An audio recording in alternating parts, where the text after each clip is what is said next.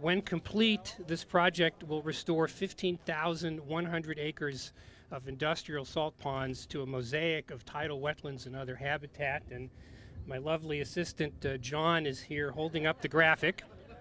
It's the first of a series of ambitious efforts in the Bay to test restoration techniques in a highly managed, reconfigured pond. If this pond works as planned, it will show that species that need these ponds can be accommodated on fewer acres, which will allow us to simply and cheaply breach other ponds. And we know that this happened with the labors of many, many people. But I think we'd all agree that the glue and sometimes the pressure that made this happen was Senator Feinstein. And her efforts combined with the foundations, a number of NGOs, a number of neighborhood organizations, collaboration of state and federal government, and a lot of local agencies is what made this such a significant project, and what is worth celebrating today, even independent of the asset itself. This is a model that the state of California wants to continue to invest in. We may have budget problems in the legislature as we speak. I don't know if you've heard of those or if they've made the papers down here. But regardless of what happens with this budget, the state of California will have funds to invest in the future in projects like this. We need to keep working on these kinds of things and make the Bay and the state of California a better place to live. Well, I want to give you a little bit of the history of this effort, at least from my perspective. I guess it was about 7 years ago, and I received a call from Anna Eshoo, and she said, Diane, we've got about $8 million of federal money to buy the Cargill salt ponds. Can you get more money? I said, well, how much are they asking? 300 million was the answer. The answer was probably not. And then I hung up and I began to think. I have spent years in my younger life as a small boat sailor without an engine on this bay. I know its tides, I know its currents, I know its good days and its bad days. Now, as a senator, when I'm home every day, my walk is around the Marina Green in San Francisco.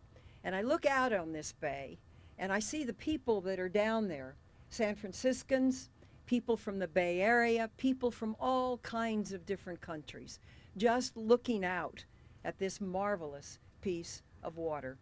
And I have come to really believe that this bay is the destiny of the San Francisco Bay Area, and to return this bay to the wetlands that had existed is an imperative. We have lost 85% of the wetlands of San Francisco Bay. So I thought, well, I know we can't produce $300 million. And I thought, well, I'm going to pick up the phone, and call Warren Staley. Warren Staley was head of Cargill. Cargill is the largest privately owned company in the world. And I said, Mr. Staley, this is Senator Feinstein.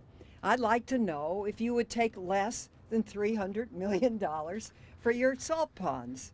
And he says, well, I might. See, this is what pays to take a chance. I might. What did you have in mind? And I said, well, I don't know. I'll get back to you. To make a long story short, I called Staley back and proposed a third of his asking price. And we were able to put it together.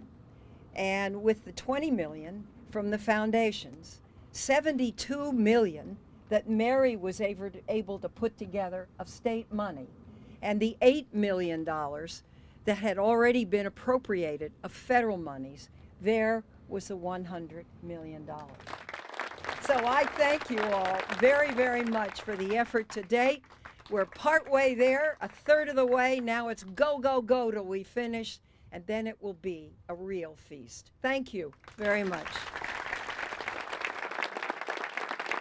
Shall we cut the ribbon? Yeah. All right. 1, 2, 3.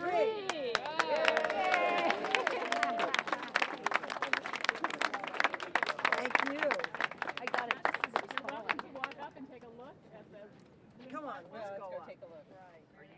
This is the first of the planned restorations for phase 1 of the South Bay Salt Pond project.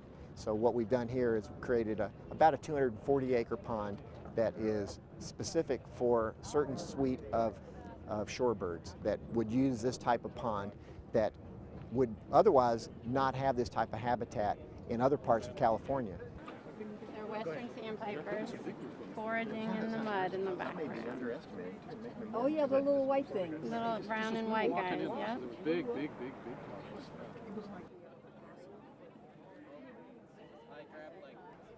Yes, right. There you go.